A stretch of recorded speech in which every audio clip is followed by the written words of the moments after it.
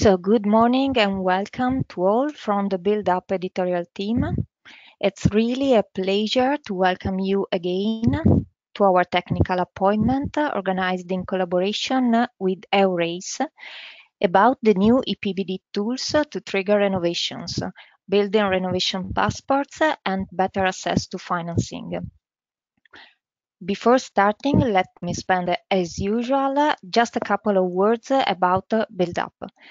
BuildUp is a collaborative platform set up by EASME since 2009 with the aim of informing all the stakeholders on new policies, best practices, and implemented projects in the field of energy efficiency in building. So BuildUp is continuously updated and it represents one of the key sources of information on this topic. We invite you all to connect, but also, as usual, we invite you to contribute, highlighting news, events, and presenting your case studies. Further than information, you can access to the section Learn, where the podcast of the previous webinars are stored, and it's possible to listen to our presentation. This is the last webinar of the autumn session, end of the year. But from January, you will find all the next appointments and webinars on BuildUp homepage. Well, now I let the floor to Mr. Adrian Joyce that will present the agenda and moderate the webinar. Please, if you have any questions, you can write in the box on the right side of the screen and they will be answered according to availability of time during a final slot at the end of the presentation. So again, I wish you a good job session and please, Adrian, the floor is yours. Thank you very much, Julia. And good afternoon, ladies and gentlemen. Thank you for attending our second webinar in this series to introduce our guide to the amended Energy Performance of Buildings Directive. Just a few moments on our organization. We are the European Alliance of Companies for Energy Efficiency in Buildings. You see here our 15 members who together employ across Europe more than 300,000 workers in more than 1,400 office and production facilities. We exist to advocate for ambitious European policies on energy efficiency in buildings.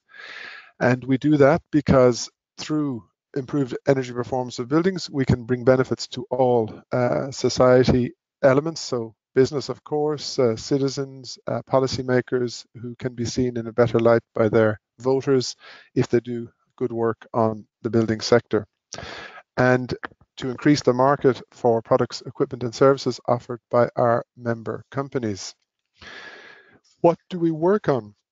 We work exclusively on EU policy, and here you see 4 elements, in fact 5. The Energy Performance of Buildings Directive, of course, including the Smart Readiness Indicator, which is a separate ongoing work at the European Commission.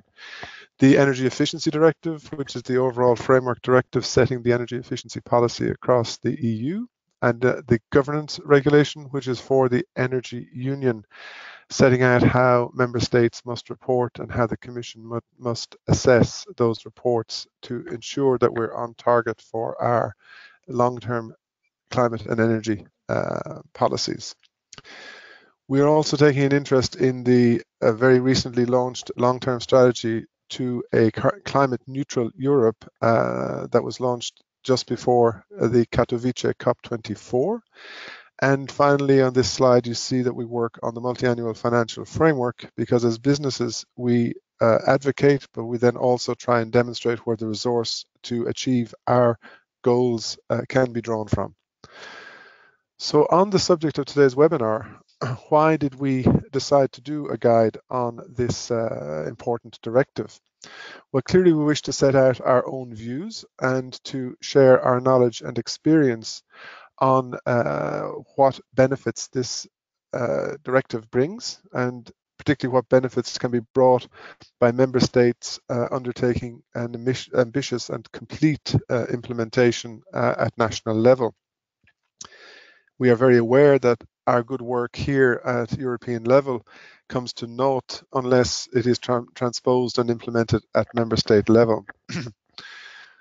So on the right, you see a diagram that illustrates a piece of research from the Buildings Performance Institute Europe, who are with us today, showing that across Europe as a whole, only 3% of all buildings in the building stock that have an energy performance certificate are in the A class. This indicates that 97% of our buildings are inefficient and would need to have some attention over the period to 2050 to achieve the long-term goals of the European Union. So there are motivations. What we're trying to reach are member state officials, other public stakeholders like regions and cities, and also private actors and influencers, so that together we can work in order to achieve the great benefits that we believe firmly will flow from implementing the Buildings Directive fully across the EU. In preparing this guide, which has taken us more than a year, we were careful to prepare a text as early as possible, so straight after the political agreement was reached last year. And having prepared a text in consultation with our own members, we invited expert reviewers in the period May to June, and they included experts also from inside the European Commission to review our text. And then in June of this year, we launched a public consultation from which we received around 15 substantial inputs. We took those into account and we published our finalized text at our first webinar on the 8th of November. And today is our second of 4 webinars on this guidebook, and I hope that you will be able to join us in the future.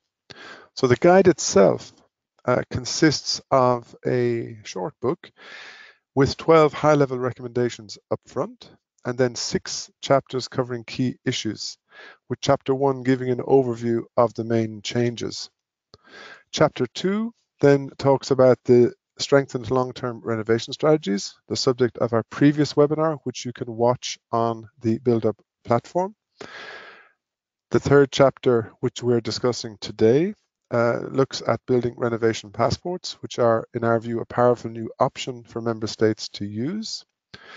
We're also going to look at our 4th chapter on financing energy renovations and how that's now linked to energy targeted or achieved energy performance. And the final chapters, 5 is on smart and technology equipped buildings, and 6 on how to describe and measure energy performance, i.e. the methodology in the annex to the directive. So these are my few words of introduction. I'm delighted that in the webinar this morning, our President Céline Carré will be able to kick off the presentations and talking on the 2 subjects. That will be followed by 2 guests from the European Agency for Small and Medium Enterprises, EASME. We have Philip Mosley and Christophe Millin speaking again to the 2 subjects. And finally, the last presentation will be Marianne Jola Fabry from the Buildings Performance Institute Europe. So without further introduction, I hand over to Céline Carré, who will present the content of the guide. Thank you, Adrian. I think you can hear me now. So I'm very delighted to be with you today, and I will introduce briefly the chapter of the EuroACE guidebook on building renovation passport and better access to financings, which are 2 key features of this new EPBD. Next, please. Yes, so it's here about the chapter 3 on building renovation passport. Next, and yeah, next. Yeah. So building renovation passport is a concept that people start to be quite familiar with. The new EPBD has not foreseen a precise definition, but in EuroACE, this is how we look at it. So I think it's important to see building renovation passport as an empowering tool that helps and guide building owners through the renovation of their building. So it's a document that outlines a long-term step-by-step renovation roadmap for a building. It does have some criteria and indicators. It's based on an on-site audit, which can be a simplified audit. And importantly, it's prepared in consultation with the building owner in order for each and single step that will be agreed upon to fit into people's life and economic conditions. Importantly, building renovation passports are meant to tap into the full energy efficiency potential of buildings, in comparison to what happens in most of the case, which has uncoordinated measures that cannot reach the full potential of the building. So I think it's important maybe to remind at this stage that there is no ambiguity in terms of what it should support. Building renovation passport can support step-by-step renovation. Obviously, in an ideal world, renovation would happen all in one go, but here it is a tool that is meant to take into consideration the reality and the economic condition of the people in order to lead to a higher and greater result. I think you can go to the next one, Adrian. Yes.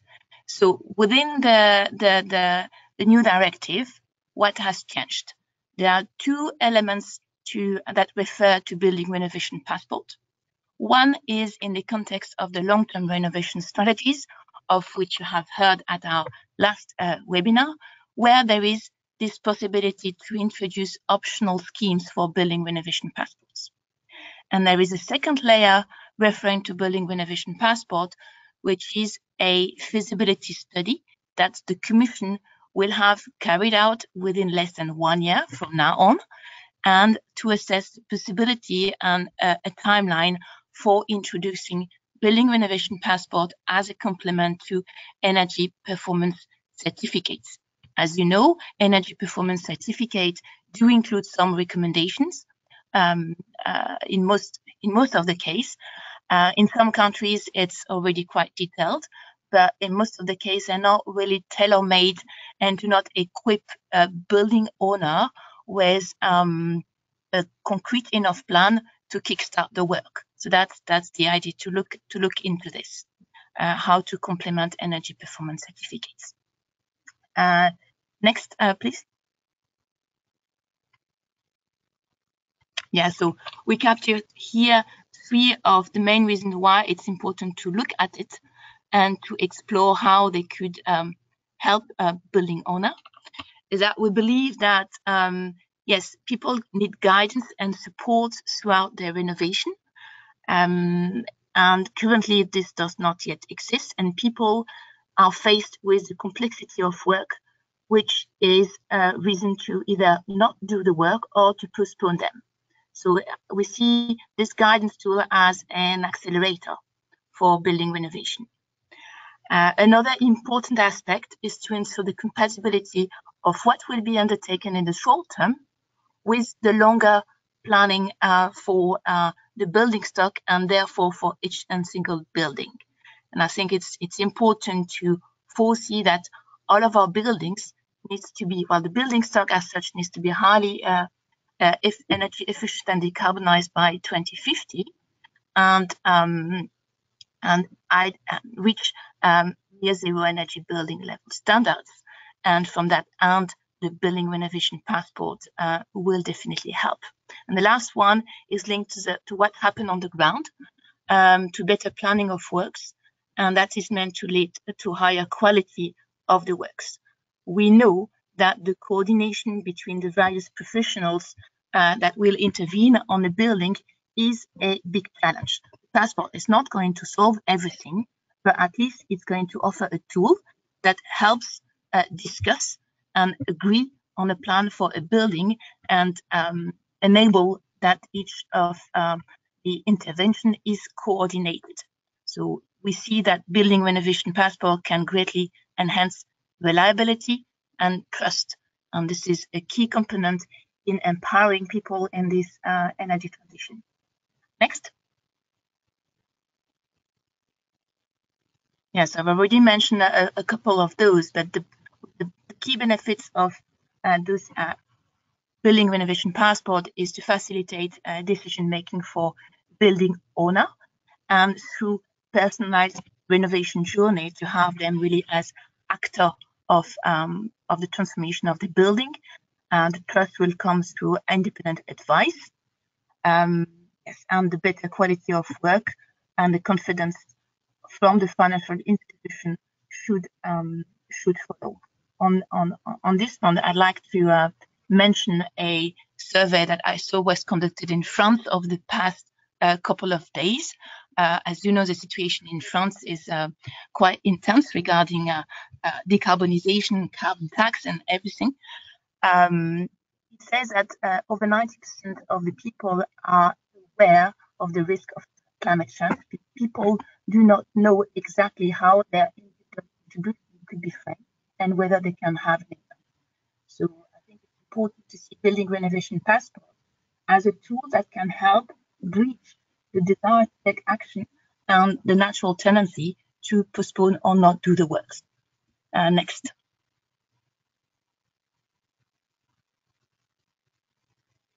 Yeah, so what can be done on the ground to support the development of building renovation passports? So one thing is to consider how they could be integrated in the evolution of energy performance certificates through the various examples at national level, and we're going to hear about this from Marie-Angela Fabry later on. But also see how building renovation passports can embrace a wider dimension of building renovation, in the sense that they can make aware people of the health and comfort benefits that go together with holistic renovation. And in this sense, I think that the integration of building renovation passports and the work that is being conducted under the Smart Readiness Indicator is important. It's important to envisage all of them within one block. So yes, collecting, documenting the good example will be important. Also envisaging digital building renovation passports, because this is 21st century tools. And the interaction with various member state administration will be also key in the understanding of how building renovation passport can be successful and in which ecosystem they can be integrated, but also to understand their replicability. So I think it's important to see that building renovation passports are not a silver bullet. They will deliver more if the milestones of the long-term renovation strategies are clearly established, because then people know better by when their building can be upgraded, and possibly they could also learn and anticipate in countries where a certain type of phasing out of worst performing buildings has been suggested. So I think that's it for building renovation passports. I will now turn and say a few words regarding the financing part of this new EPBD. Next, I think it's important to look at financing, because it is key to achieve the higher objective that I have just mentioned: highly energy efficient and decarbonized buildings up by 2050, and to speed up rate and depth of renovation. But also more concretely, we need financing to be integrated in the work on the long-term renovation strategy to ensure that projects are investment ready, to ensure that also the various sources of financing are being pulled into something that is understandable by citizens and by the whole value chain. But also data is needed, and enhancing the availability of reliable data will have a positive spillover effect on the higher rate of renovation. Next. So I'm going to briefly go through the changes and what has been introduced here. A little remark is that all of this work and what you find on financing in this new EPBD is built on the work done over the past more than 5 years, I believe, with the EFIG platform that has led to the deep platform gathering data on projects and exemplifying their economic viability and their affordability, and also on the work on a smart finance for smart building. There are elements at EU level in this EPBD that the Commission will undertake to better collect and disseminate best practices. And on this chapter, I think it's very important that we keep in mind that the successful models have to be understood not only for why they are successful, but under which legislative and economic ecosystem they can be replicated. This is very important. Next, please. Yes, and there are also elements at national level where, without entering here into detail, member states are going to be in the lead position to facilitate those actions that can support mobilization of investment. We're talking here about how to aggregate projects, how to help reduce perceived risk linked to energy efficiency projects, and how to leverage private investment.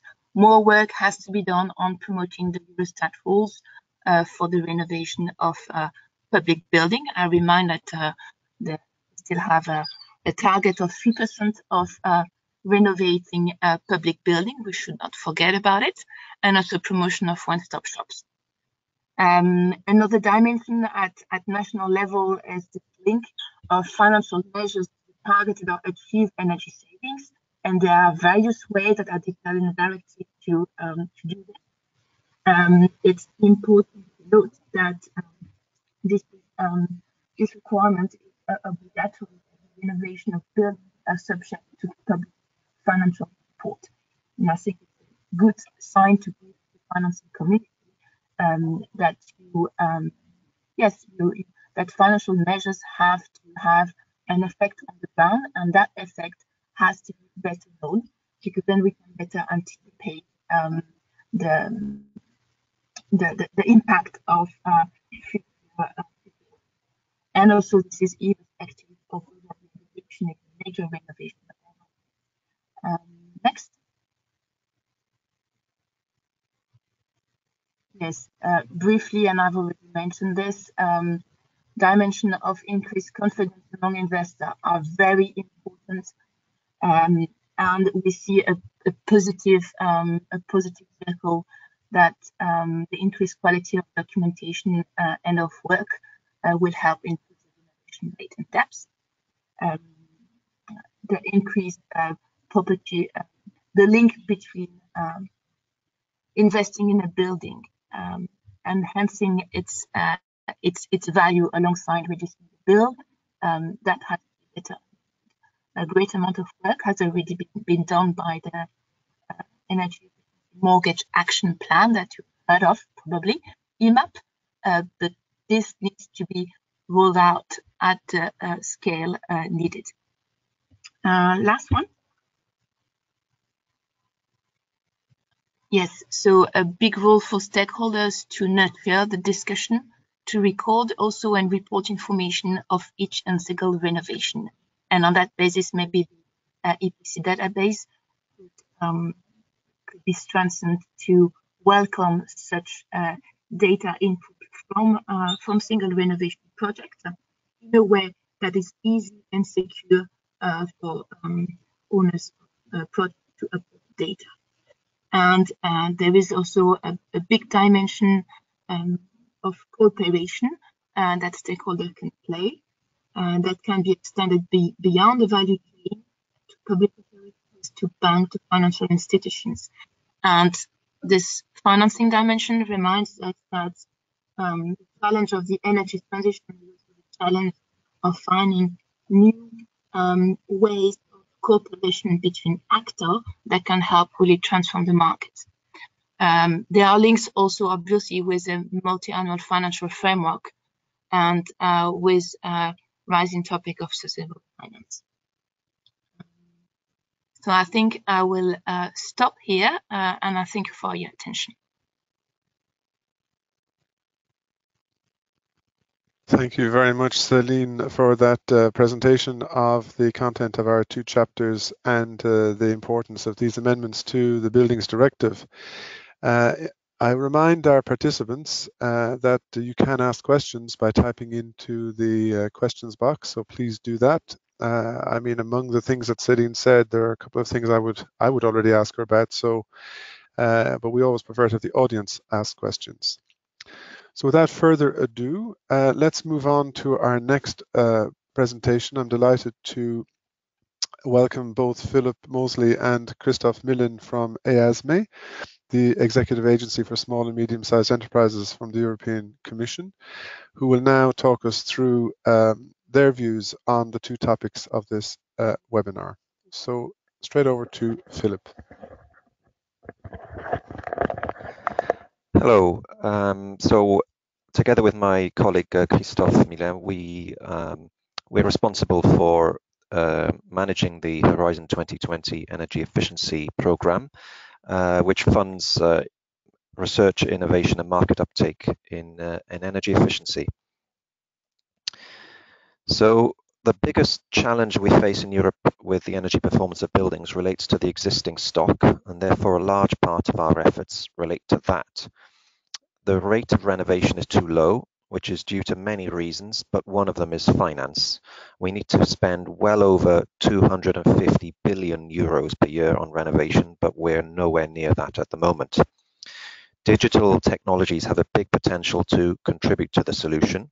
This includes enhanced use of EPCs, digital building renovation passports, building information modeling, and ways to measure and indicate the smartness of buildings. There are various ways in which the recent revisions to EU legislation have strengthened its capacity to accelerate energy savings in existing buildings. These include ensuring that energy performance certificates are used more effectively and to their full potential. This means better linkages with financial support for building renovation, as well as better use of EPC databases, which can inform long-term strategies to renovate the building stock. Building renovation passports have the potential to also integrate with long-term renovation strategies. Challenges that need to be tackled include identifying best practices, including on how best to integrate building renovation passports into long-term renovation strategies, ensuring that building renovation passports work in a way that is complementary with other tools, including energy performance certificates. Their minimum quality standards need to go hand in hand. A holistic approach to the built environment, going beyond the individual building, for example, integration of the building and the district and its urban context, and a wider vision addressing environmental impacts and building sustainability. Now, our agency, EASME, manages the concerted action on the EPBD, which is a forum for the EU member states plus Norway to exchange on effective implementation of the directive. Any uptake of building renovation passports would need to be linked to various existing provisions in the directive, including EPCs and inspections of existing heating and air conditioning equipment. Through the concerted action, Member States have been investigating strategies for more effective EPC schemes. Creating synergies with the regular inspection of the heating and air conditioning systems is one of the methods used by some Member States to improve their national systems. Member States have also been exchanging on how to take step-by-step renovation into account in the EPC, also the best way to determine realistic energy savings and the cost effectiveness of the recommendations contained in the EPC.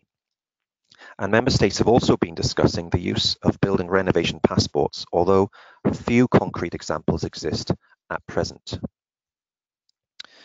One of the projects that we're funding is called ALDREN, which is developing a European harmonized quality benchmark to assess deep renovation benefits and the impacts on the valuation of buildings. It's working on a European voluntary certification scheme focusing on office and hotel buildings. The certification involves an in-depth energy performance assessment, a kind of enlarged EPC, together with standards on occupant health and well-being, financing solutions, and a building logbook. The idea is to integrate the ALDREN method as an energy module into existing voluntary certification schemes and render the collected data and results into a building passport. This would give consumers a vision of the benefits of renovation in a coherent way that helps avoid a lock-in effect. Long-term planning with intermediate targets would give building owners the confidence to invest in deep renovation. ALDREN is assembling data from EPCs as well as financial evaluations at 4 stages of deep renovation: design, as-built, post-commissioning, and operation. ALDREN will produce a definition of a building passport and integrate it in a tool offering a step-by-step vision of the pathway to deep renovation, specifying energy performance targets and renovation actions that need to be undertaken. Now, we are expecting more projects to come online in 2019 based on our call for proposals in 2018. You can see here topic EE5, Next Generation of Energy Performance Assessment and Certification. We have received some proposals on this, so we're expecting some proposals possibly linked to building renovation passports to turn into funded projects quite soon. And we also have, in 2019, a new call opened under the same topic number, EE5, but this time as an innovation action. So this would be more innovative use of EPCs, including consideration of how they could be used with building passports and building renovation roadmaps. And I'll pass over now to my colleague, Christophe Millet.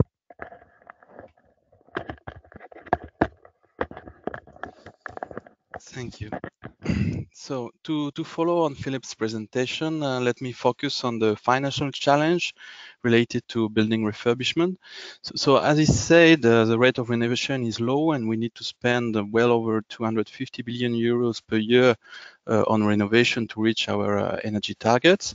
And most of the current financial burden, but also the additional financial burden compared to what is already happening to reach our energy efficiency goals is to be carried out by the private sector. And by private sector, I mean businesses, but even more by households. And for the moment, we have to admit that there is not yet an attractive financing product from the market. And if there are offers, there are still very partial answers to what is actually needed. Also to be mentioned, the subsidies are not at scale. We're talking hundreds of billion euros, and this cannot and will not be covered by public funds. And also, even when subsidies exist, they are sometimes perceived as cumbersome. Indeed, you received the subsidies only afterwards, after several months or even years in the case of tax rebates. So after you've actually invested, and that means that you need to be able to pay for the full upfront cost. So you need an adapted financial offer to do so. In addition to a financing challenge, you have a human challenge. So operators need to bear in mind that a house is not any other asset, and it's certainly not a consumable good. So there is a number of concerns also that you need to take into account when dealing with the housing sector. You need first to admit that energy is rarely a trigger for home renovation. There is always something more or something more important in the mind of the household. So it may be comfort, health, property value, and energy is most often a second step in the process, but not a trigger. Limit on the depth capacity is certainly an issue. but simplifying the process is also crucial. There are people with debt capacities that do not conduct home refurbishment, and so the infamous one-stop shops are needed. I don't really like the term. I would prefer to discuss integrated services, but the idea to integrate an offer and make it as simple as possible for the homeowner is certainly needed. Indeed, because from the previous project we have supported, one of the key takeaway is that financing energy efficiency is not so much a financing problem, or at least most barriers are not solely financial. If you just put out a financial offer, it's not enough, and it's not enough to trigger action. So there is still a need for capacity building, integration of services. So here you have an overview of the type of action we support to improve financing condition for energy efficiency. We have a topic open on innovative finance with the goal to set up new financing schemes like dedicated credit lines, guarantee fund, on bill or on tax financing. I will explain later what it is. It's not only develop new financing schemes, it can be about replicating existing solution and successful solutions in a new environment. We also have a large number of projects now on aggregation with EASME technical assistance called PDA and the European Investment Bank assistance called ELENA. And this new topic on integrated home renovation services, where the idea is to set up integrated services to cover the full customer journey in households, including the structuring and provision of finance. It also aims at facilitating the access of local professionals to final customer in a market that for the moment does not really exist or not at scale. In the next multi-annual financing framework, it is under discussion obviously, but we would like to put sustainable energy investment very high on EU expenditure priorities. To take an example of the type of project we support, you have here the example of EuroACE, which is basically an integrated home renovation services offer.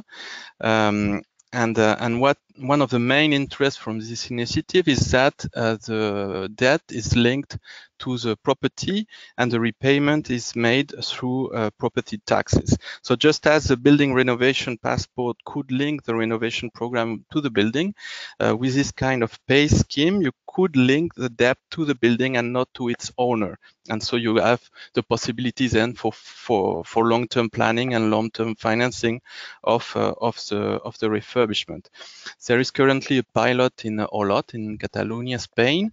They have assessed also the PACE readiness in different EU member states, and I suggest you have a look at the website. You can find very interesting findings in case you want to replicate the scheme in your own country. Here the debt is attached to the property and repaid through property taxes. We could also consider debt attached to the energy content, and this could be explored in other projects. So to conclude, so to reach the ambition of faster energy efficiency progress, markets need to be structured. Action supported through our project have already led to a number of change in the legislation, and we take very good, we pay very much attention on the project that we are supporting to also feed the policy discussion and possible changes. We try also to share this experience across Europe, notably through the Sustainable Energy Investment Forums. You will have the links later, or this kind of webinar is also a good opportunity to share experiences. So thank you for your attention, and don't hesitate to pass the word also on your turn. Just very briefly, here you have a number of links to a number of resources on what I've just said. So I suggest that you could have a look. And there is an energy efficiency info day on the 22nd of January next year, where you can find more information on the topics that are open this next year for funding. Thank you. Thank you, Philippe and Christophe, for that very informative presentation. I remind you to keep the questions coming. We are compiling them so that we will have a nicely interactive session after the final presentation, which is going to be given now by Mariangiola Fabry, who's Senior Project Manager at the Buildings Performance Institute Europe.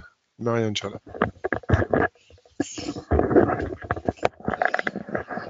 Thank you, Adrian. Good morning, everyone.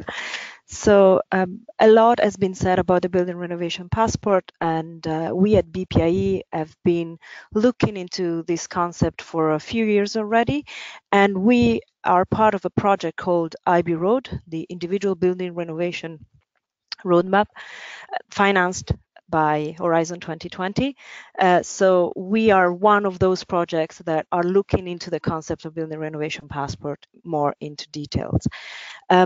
Just a clarification for us, the Building Renovation Passport has two components. One is the renovation roadmap, so the step-by-step guidance to the building owners on how to develop a renovation that is attuned and customized to their needs and their own buildings, but it also has a second component, the logbook, which is a repository of information, where all the information related to the buildings are actually stored and can be shared by the building owners to potential third parties.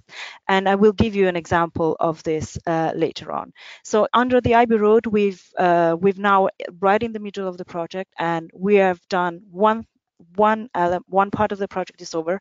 We studied the existing examples, and we are following their development because a lot of them are still in their pilot phase, but we're also looking at defining and providing a methodology to develop a renovation roadmap and a passport in three pilot countries: Poland, Portugal, and Bulgaria.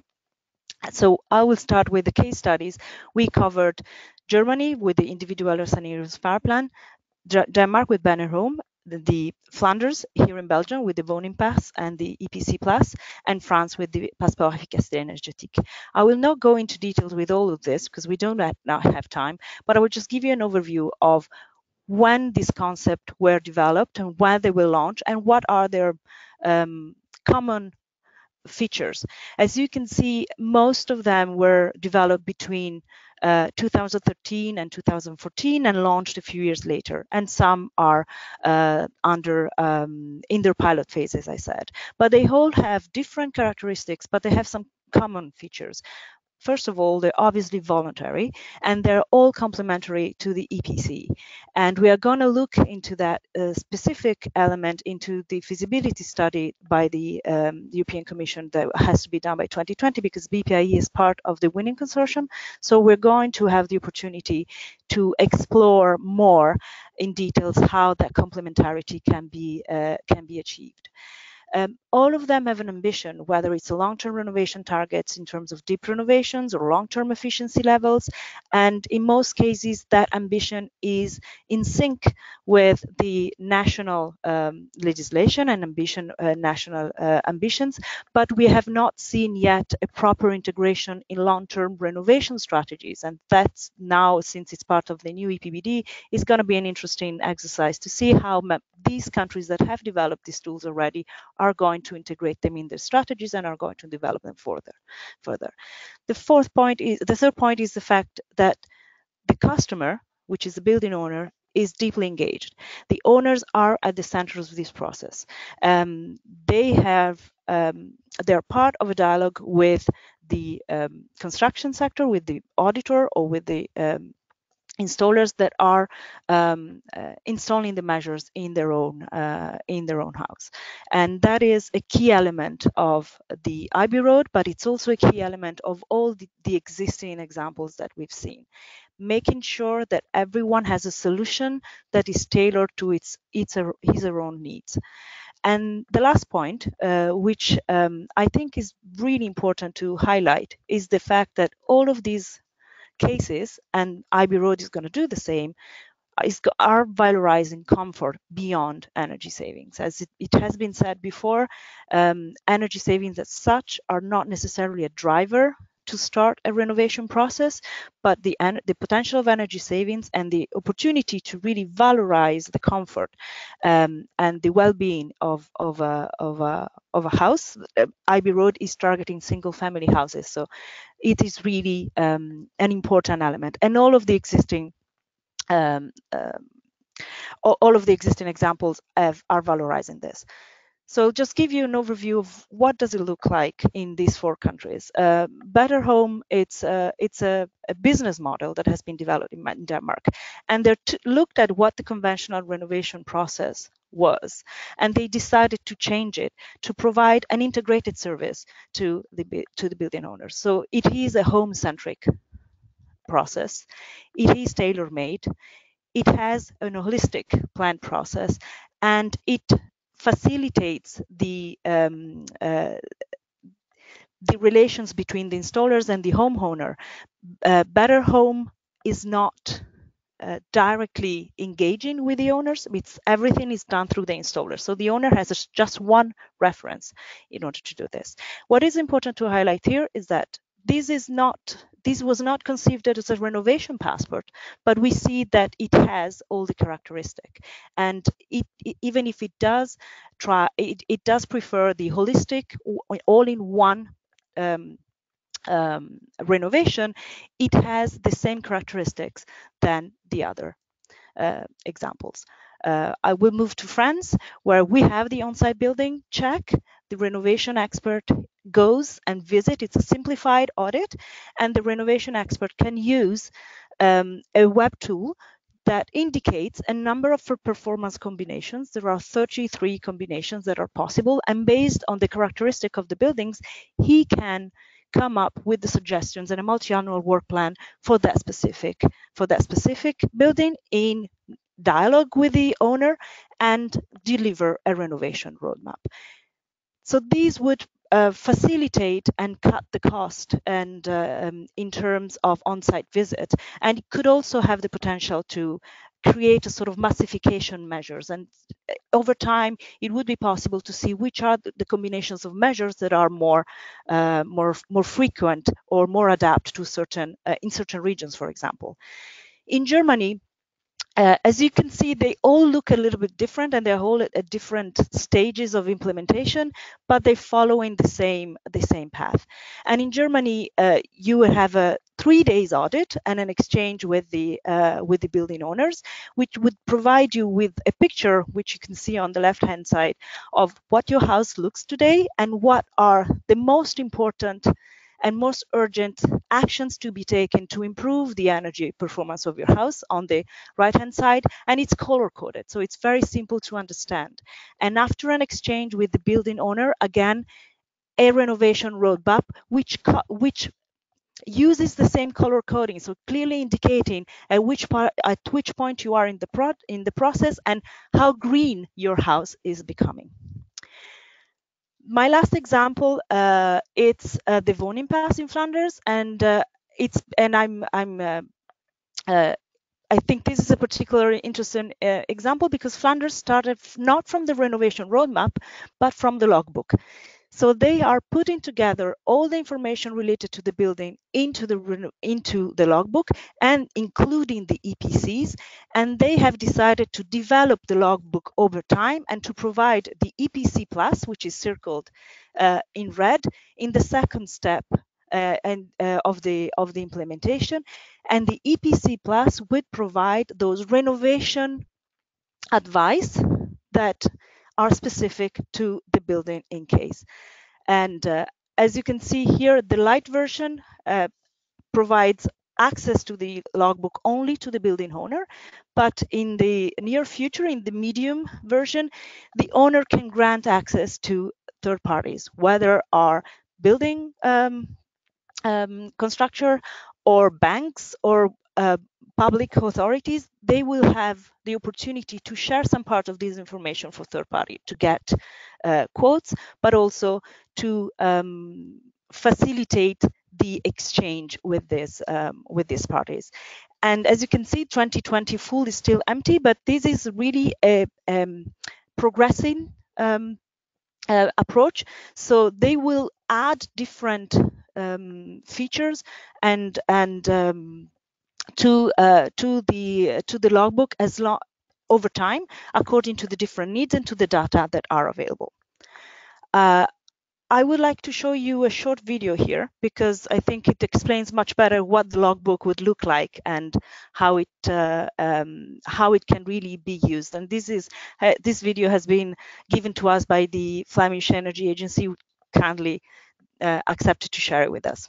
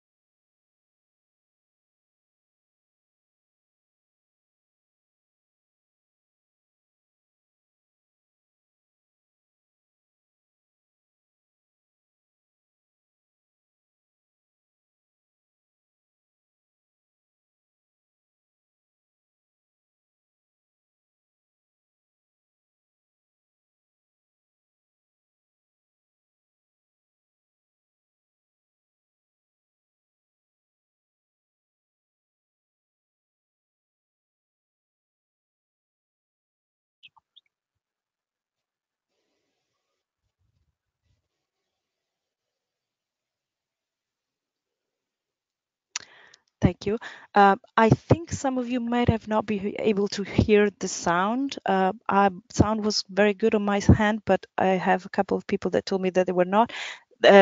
I will share the video with you, so on top of the subtitles, you'll be able to also hear the music. My last slide, it's about the second part of the IB Road, which is an interesting insight.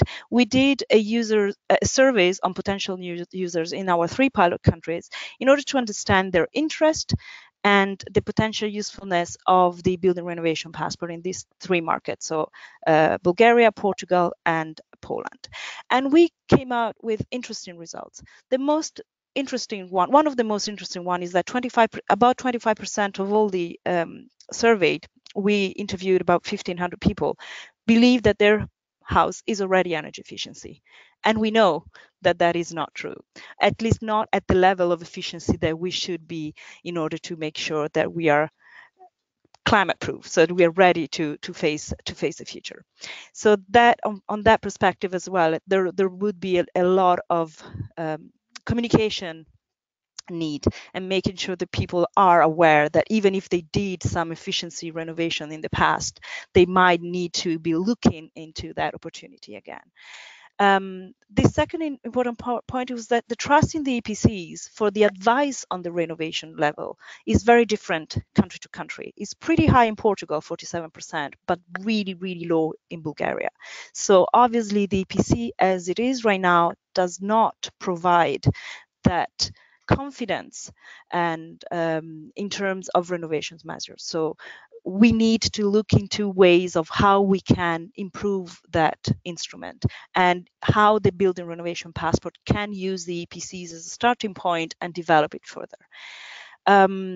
In many cases, especially in Poland, most building owners plan to finance renovation with their own savings.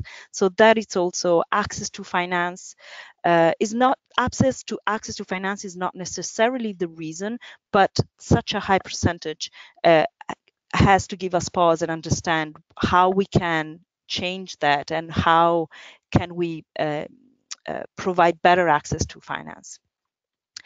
And in Portugal, 50% of the interviewees are actually more concerned about having a warm and comfortable home than energy savings. And that goes back to what we said before about using comfort, well-being, health, multiple benefits adds another driver to start the process and the decision-making process within each household on how you can do renovation, and when you do renovation, how you can integrate energy efficiency. And the majority of the households that we have interviewed, they find essential that to have a plan to renovate over time, to avoid future problems, and also to learn from past mistakes. So the idea of combining the logbook and the renovation roadmap, of having one person that can provide advice, certainly shows a need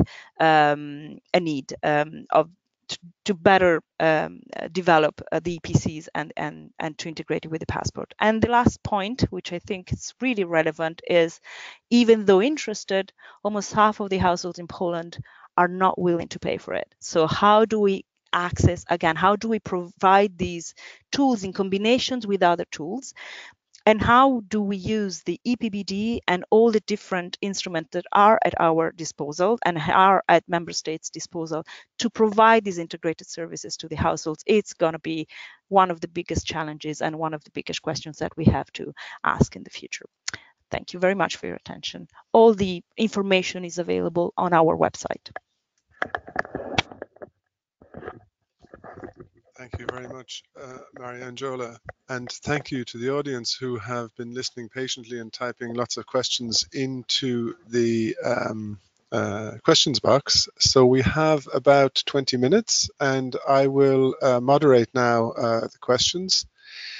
And the first one I want to turn to is on linking of energy performance certificates and building renovation passports. And the question is, do we have a means to turn existing energy performance certificates into building renovation passports? Or do we need new surveys to have building renovation passports alongside energy performance certificates? In other words, as a two different experts that have to come to your building or house. Maybe Mariangela, you would begin the answer, and then I might bring in Esme after. Yes, thank you.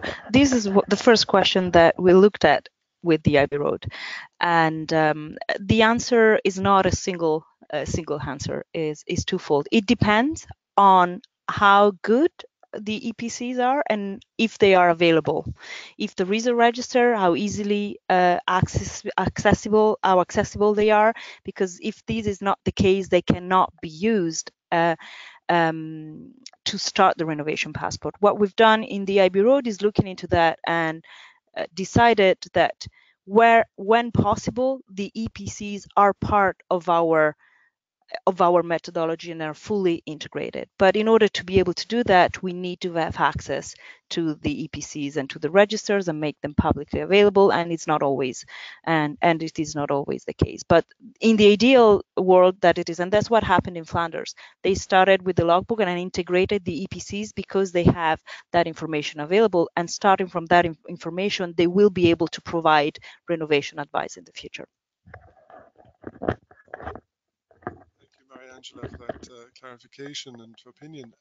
And before I bring Philippe in, let me supplement with an additional question on the same topic, which is how can we increase the renovation rate when building renovation passports are not compulsory? And we heard in the presentation that building renovation passports can be an accelerator for rate and ambition.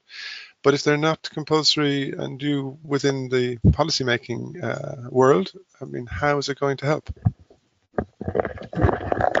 Yes, well, it's true they're not compulsory. They're a new development in the revised directive. The EPCs themselves are compulsory when you're buying or selling or renting a property. And I think the thing to remember here is the EPC is what we is the tool that we want to use. So the building renovation passports are seen as a way of enhancing that tool, not replacing it.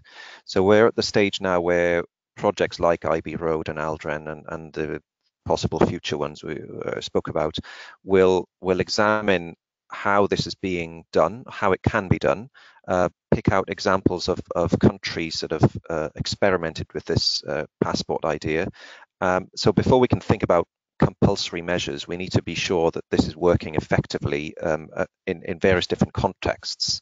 And then I guess in the future, possibly we can, the Commission could maybe look again at any future revisions to the directive, but that's a long way away. It's a few years away still to be thinking about that kind of thing. Thank you, Philippe. And still on the topic of building renovation passports, but now merging the two, I'd like, if possible, to bring in Céline Carré.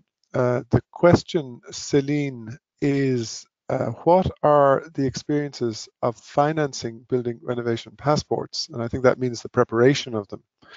And the questioner goes on to say, although a small part of the renovation, it does add paperwork and some cost, and this can discourage. Could you maybe talk to that, Céline? Yes, briefly, I picked the previous question first.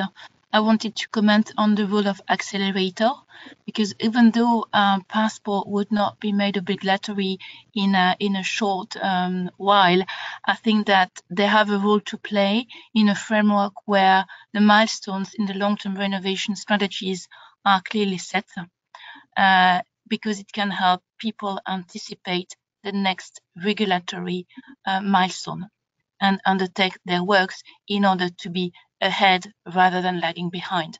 So that's one of the accelerator role. Now on the paperwork, I think that the concept, the idea is to simplify. So yes, there can be a bit additional paperwork, but it does help structure the work, and I would say even save time, because most of the time problems occur due to lack of coordination when it's already too late, and then you have delays. So I think that thing with the paperwork can be also consolidated. Angela may complement on this, but the example that I'm the most familiar with in France shows more the idea of simplifying paperwork, also thanks to the proposition of combination of work that are predefined and suggested per building types. Thanks. Yeah, Angela, maybe a supplement. Yes, thank you. Well, in terms of cost, I think depending on the country, we have identified different ranges of cost for the development of the building renovation passport, and that has to do with how much time the auditor spends with you and in your house. So it really changes. On the other hand, in most cases, at the very beginning in the pilot phase, it has been the initiator that has decided to cover those costs to make sure that it would not become a barrier, an initial barrier into the equation, and are looking into opportunities of how to create a business model so that the public funding, for example, will be decreased over time. And Flanders gives an excellent example of this, because from the very beginning, the 5 regional ministerial institutions that are responsible for buildings and under different types of competencies sat together.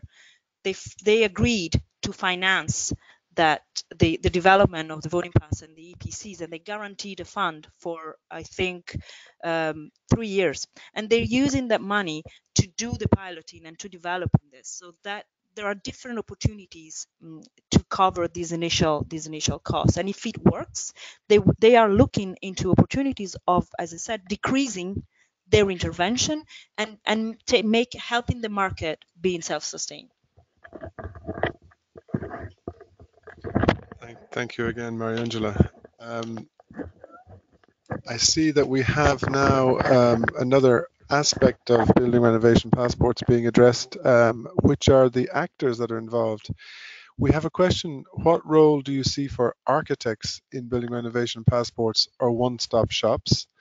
And a specific question to Mariangela, if you can answer it. Who is in France the renovation expert? I think who are the actors that can answer the role that you've defined? So maybe you would take that one first again. Yes, the renovation experts are craftsmen, the installers, the people that would come and do the renovation, the audit and renovation in your house. And that also linked to the question of the architect. In their pilot in France, they invited architects to use their web tool and to go and do the assessment in the houses and then provide and help creating the renovation roadmap. So they are also part of that group of experts that can come and do a visit in your house. In IB Road, we've decided to focus only on the energy auditors, but it doesn't necessarily mean that that is an exclusive thing, and that in other countries it cannot be open to other experts. Yeah, Philip would like to supplement. Yeah, just speaking as an architect myself in my pre-European Commission days. I mean, the architect is a central figure in design and construction because the architect is the one person who has a complete overview of the design and construction process. So it's an important figure. And also they have the ability to integrate these kinds of renovation solutions into a design and into an attractive design, which is an important thing as well, especially for householders. So it would be good to look at in these kinds of innovative building renovation passport schemes to look at how architects can be integrated into the system so that they have that their role is brought out. Great. As an ex-practicing architect, I agree. Philip, while you're online, we have another question specifically targeted at you, and it's on the scope of energy performance certificates and building renovation passports, and on what you said about taking account of the wider built environment. So how would energy performance certificates and building renovation passports take into account the wider built environment? For example, the link between buildings and its environment. I think I would also add the link between an individual building and the district, which you spoke about. Yeah, the link between the building and the district partly is to do with renewable energy sources, especially in dense urban centres where maybe an individual building doesn't have, say, the roof space to put renewable energy on it, PV panels or whatever it might be.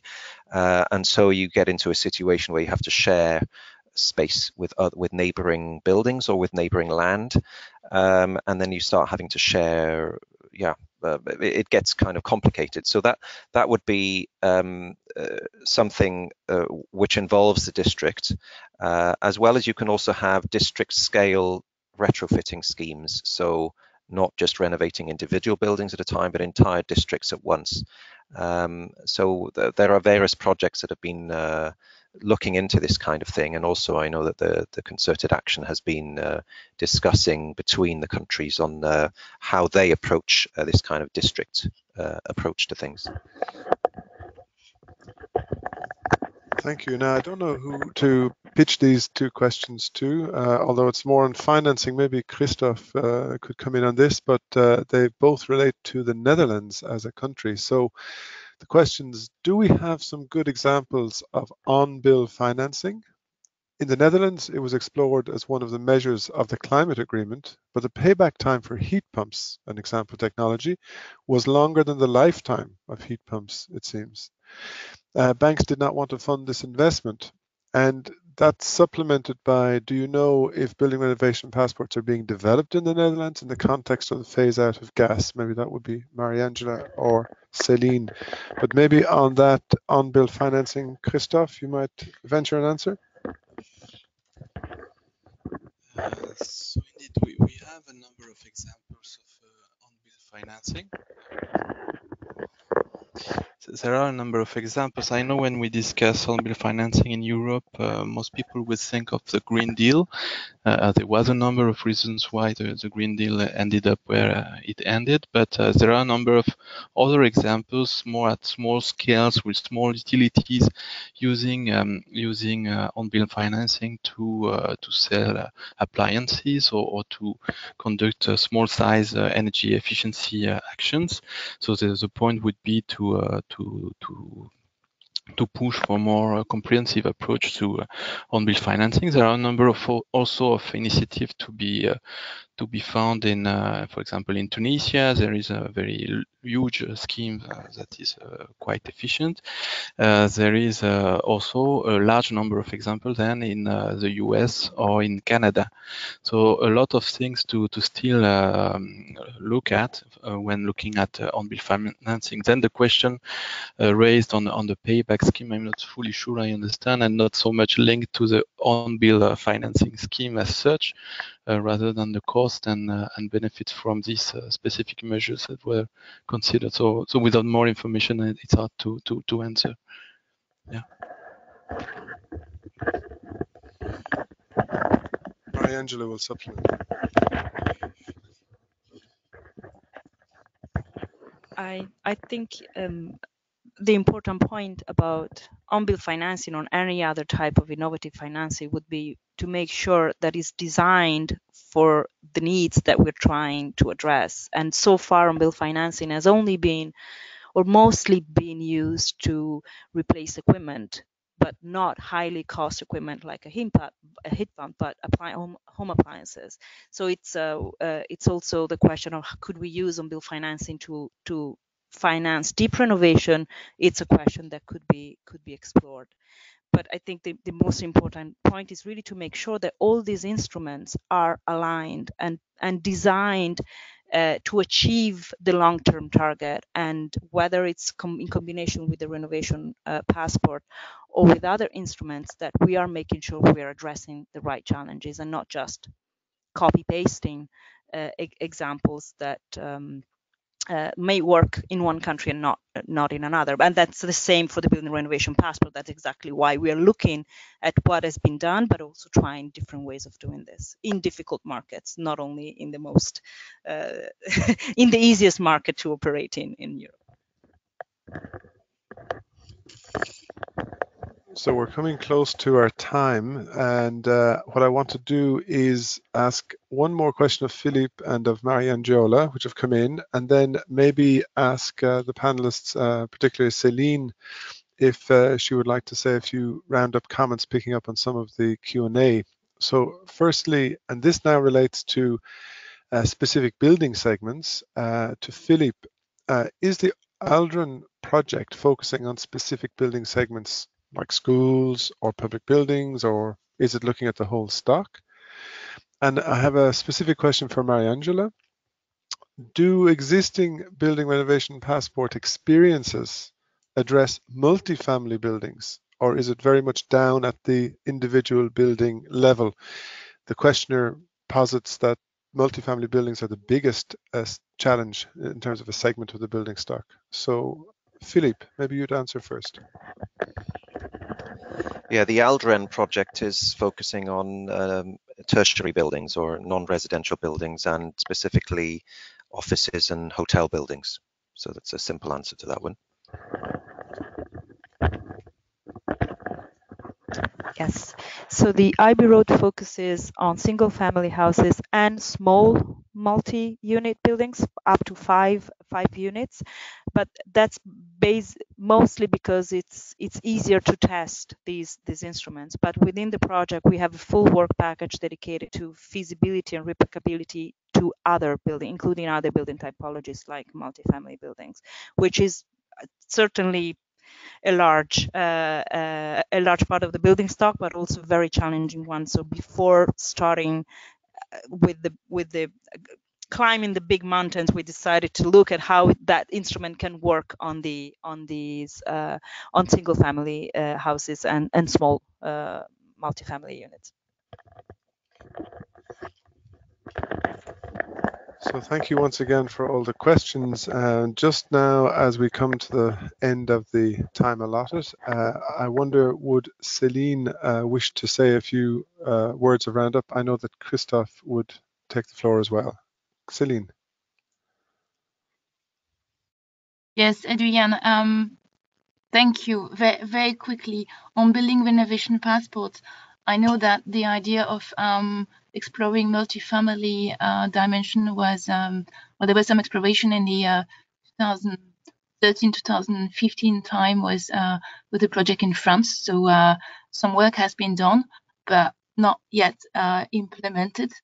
And then more generally speaking, I think we have to explore building renovation passport also for other type of building, because this could really help scaling up.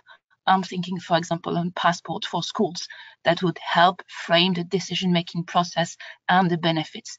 And last but not least, the integration of multiple benefits in the very tools of building renovation passport is, I believe, an essential dimension. We've learned recently with Building 2030 about how much it can benefit to society and the economy. So that has to be made visible to building owners. And a last word to financing, also to evolve our financing discussion towards not only a payback, which can be very misleading, but to envisage total life cycle costing, and the cost of ownership of buildings would be very useful. Thank you, Adrian. Thank you very much, Céline, for those additional thoughts. So just before I give the wrap-up words, a few last words from Christophe Millin. Yes, thank you. So just to complement, we presented, we have a number of views on how to address the challenge of financing energy efficiency, and particularly in households. We have a number of topics that are open for funding for projects to address these challenges, either by developing new schemes, but also I would like to insist on the possibility to replicate existing schemes, especially under project development assistance and ELENA. So it's not, you don't have to reinvent fully the wheel, and implementing existing solution in a new context is also very welcome. But you will see that the topic description are normally quite open, and we try to leave enough room in the topic description for initiative and innovation also to be proposed by you. So feel free to surprise us and present projects that will be really tackle the challenge. Thank you, Christophe. So I now have just 3 short things to do. One, I want to thank the audience for attending and for being so participative. We've had a very wide range of questions. I'm sorry if your question wasn't specifically addressed, but I think we had a good return from the panel after their presentations, which is my second duty, to thank the panelists, Céline Carré, EuroACE President, Philippe Mosley from EASME, Christophe Millin from EASME, and Marie-Angela Fabry from the Buildings Performance Institute Europe. I hope the audience finds that we've had a very informative and stimulating discussion. And my last duty is to announce that our 3rd webinar in this 4-webinar series shall take place in mid-February, so a couple of months break. But that one will be on smart and technology-equipped buildings. So we'll be touching on all those issues around technical building systems, building automation and control systems, smart readiness indicator, etc. And we very much look forward to having you back with us then. So thank you again, and goodbye till February. Have a great Christmas break.